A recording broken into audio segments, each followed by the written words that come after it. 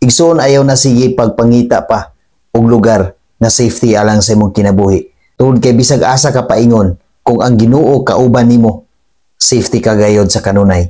Adaw na gayod kasiguruhan ang imong kinabuhi. Adaw na gayod kay safety nga kinabuhi og dili ka gayod mahadlok sa imong pagkinabuhi dinhi sa kalibutan. Apan kung wala kay Ginoo, bisag asa ka paingon, bisag asa pa ka mutago, dili gyud ka na safety nga lugar alang kanimo. Tungod kay kung panahon na sa imong kinabuhi, bisag asa pa ka mutago, mahitabo gayod ang dili angay nga mahitabo. Mahitabo gayod ang dili nimo gusto nga mahitabo sa imong kinabuhi. Busa sa ligi ang Ginoo igsoon, tungod kay nagsaad ang Ginoo sa iyang pulong sa Salmo 121 versikulo 5. Ang Ginoo magbantay kanimo, ang Ginoo anaa sa imong kiliran aron sa pagpanalipod kanimo. Igsoon ayaw kabalaka, tungod kay ang Ginoo anaa kanunay kanimo.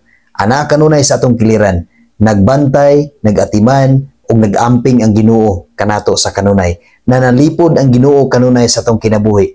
Ang atoa lang igsoon is mutuo kita kaniya nga matinud-anon gayud ug musalig kita nga matinud-anon ngadto sa Ginoo. Tungod kay bisag asa ka paingon igsoon, bisag para nimo safety ka na nga lugar. Apan igsoon, kung wala kay Ginoo, dili gyud ka na safety nga lugar. Apan kung duna kay Ginoo, bisag asa ka paingon, duna kay safety nga kinabuhi. Tungod kay dunay nagbantay kanimo sa kanunay.